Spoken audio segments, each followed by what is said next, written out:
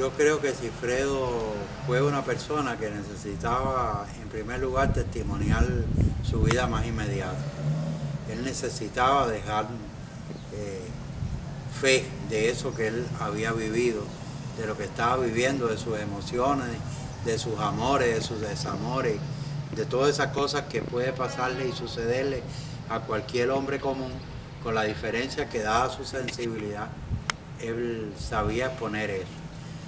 Y lo hizo en la poesía como elección personal de toda esa gama de cosas que él podía utilizar para testimoniar su tiempo.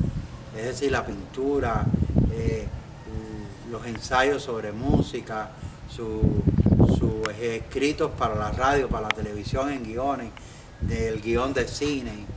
O sea, en todas esas cosas que él trabajó, yo creo que la poesía fue lo que él más lugar le dio. Era lo que él se reconocía como un poeta. Y yo creo que la particularidad más destacada de su poesía, que es una poesía conversacionalista, pero que tenía sobre una base muy lírica, es que él supo captar la sensibilidad del cubano y reflejarla en su poesía.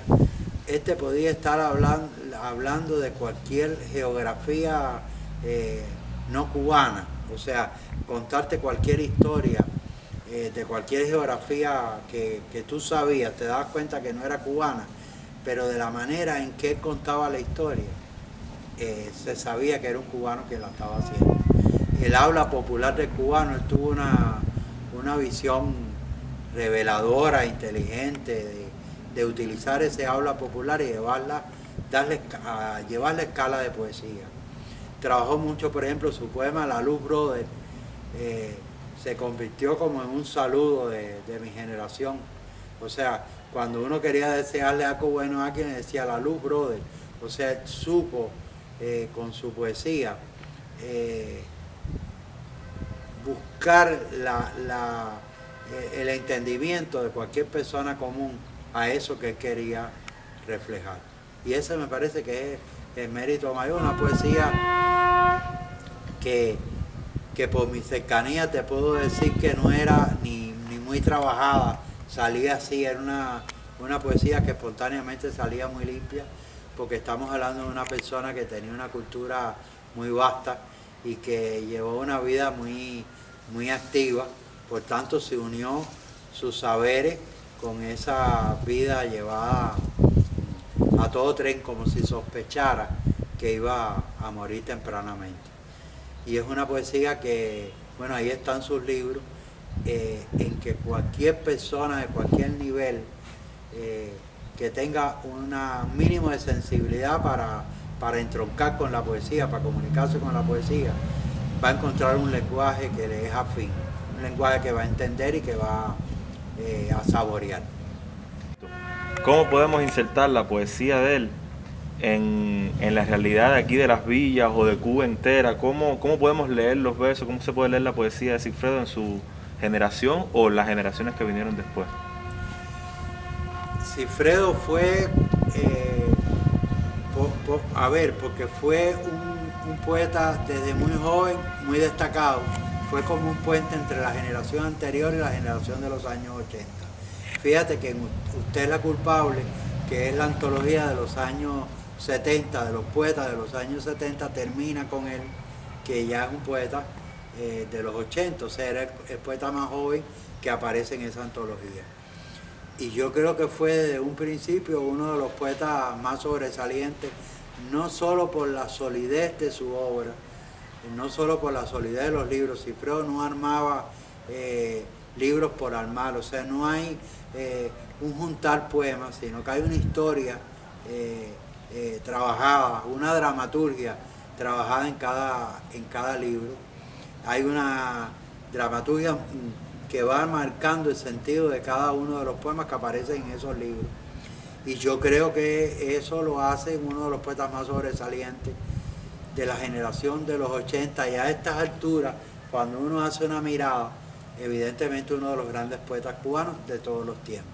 O sea, Sigfredo sin duda no se puede escribir, no se podrá escribir la historia lírica de este país sin mencionarlo o mencionar algunos de sus textos, o mencionar algunos de sus libros, que ya son para mí imprescindibles.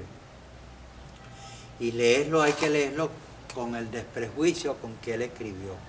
O sea, hay que leerlo abiertamente a disfrutar de esas historias que él contó, y que las contó de una manera tan sencilla y tan relevante por el lirismo en que utilizó en ella, que son poemas muy disfrutables para cualquiera que lo descubra. Cualquier persona que descubra a Cifredo, muy raro que se desprenda de esa poética. Yo creo que ese también fue otra cosa que él logró. El que lo leía seguía de lector de él, o sea, se afiliaba a esa poética.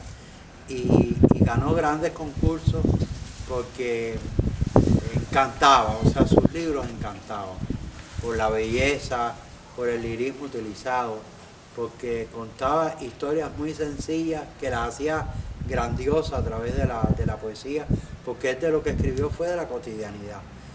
No escribió otra cosa que no fuera la cotidianidad. Sus personajes y los personajes de su poesía son gente muy sencilla. Sin embargo, él lo hizo grande porque los calzó con esa poética que él supo hacer muy personal. ¿Cómo la veía? ¿Cómo veía él la poesía? ¿Qué era para él?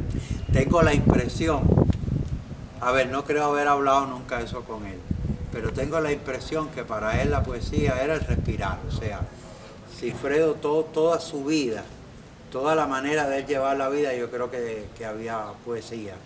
Su manera de decorar la casa, de mantener una imagen personal, de pensar no solo en los libros, en los textos, sino en la cubierta del libro, en el tipo de letra que él quería utilizar, en los elementos que él quería utilizar. O sea, los libros de Cifredo son muy particulares en el sentido visual, porque fue un gran dibujante y tenía esa visión del dibujo, de la línea, del trazo, del buen gusto.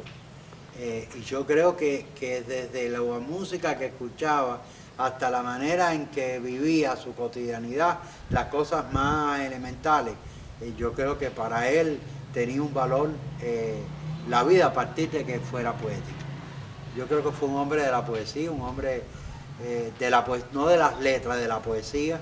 Exacto. Porque todo lo que hizo, yo creo que estuvo muy marcado por ese sentido de la poesía. Y creo que fue eso, la respiración, lo necesario para vivir, lo que podía transformar, lo que podía mejorar, lo que podía unir, lo que podía conquistar. Fue un gran conquistador de amor, y yo creo que con la poesía. O sea, todo eso yo creo que estuvo en función, su vida estuvo muy casada con la poesía, hasta el final. Fíjate que murió escribiendo un libro. O sea, sus últimos días de vida, pese al dolor, a la enfermedad que fue terrible, que fue corta pero muy terrible, fue escribiendo su último poemario.